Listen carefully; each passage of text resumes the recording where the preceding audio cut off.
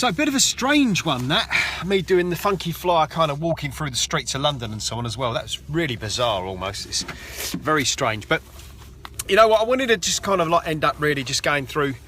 The proper Funky Flier was originally like 5 minutes, right? So I've been trying to like trim it down and just got the best bits in it. But one of the things that's been quite apparent this week is kind of like the digital divide between you know, analog and digital and so on as well. And there's been a lot of conversations going on about it. And to be honest, you know, I embrace all technologies. I embrace like the old school and the new cool. And I suppose in a way, one of the things that tickles me sometimes is almost like saying, well, do you know what? I'm not going to go new school. I'm just going to play old school, which is great. Because at the end of the day, you know what, if that's what people choose, then that's fantastic. And that's what, you know, the rules that they live by. But for me, of course, living in Area 51 at work as I do, I have to embrace new technologies and so on as well. And reducing my record collection down to almost like just electronic pulses is an interesting one. But interesting enough, one of the key things that really gets my goat, and I can imagine it gets probably anyone's goat really, is stealing music. And bearing in mind that, you know, as we go through, we buy music, all of the 25,000 tracks that I've got, which, you know, that's not a lot compared to some DJs. They've got a load of old faff. I've been quite selective. And one of the things that I've noticed is like this YouTube downloading, right? So YouTube downloading or Russian MP3 sites, and it does get me because essentially you can get pretty much any track you want. It's not going to be at a high quality, but it'd be maybe at a quality that you could play, you know, maybe on a low audio bit stream of some sort.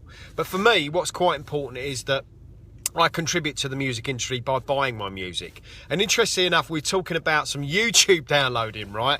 So this morning, I picked up a YouTube download, and this is what it's going to look like. So, okay, so I did this earlier on, and you know, essentially, I picked this up. Let's get that out there. So this is my YouTube download. So what I did, right? Fragile.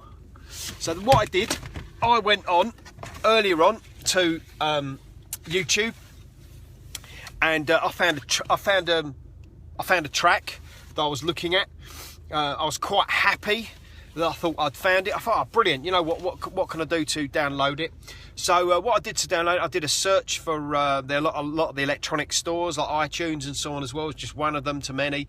I mean, there are loads of others. Google Play, which I don't really like, but then again, that's my own thing. Spotify, I don't get Spotify. I'd rather own my music than rent it.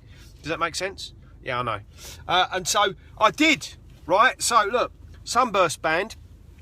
Now, do you remember the days when you like going? This is the old school. There's a lot of jocks that will actually relate to this, and there's, oh yeah, good on you. Yeah, I am still buying vinyl. I do collect it. I do play it, but you know, I choose to play out digital. That's just my own choice.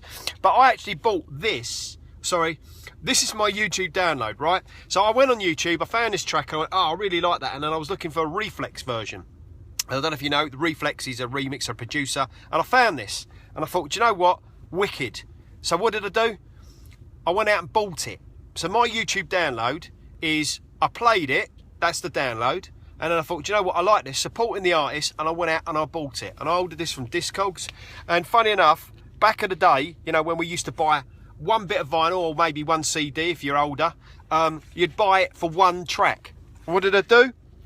I bought this for one track, and it was actually this was released in 2013.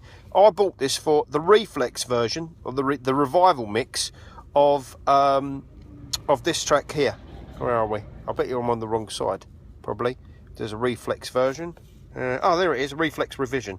That one, Secret Life of Us. That's actually a big banger, that track. But I bought it because I heard the Reflex version.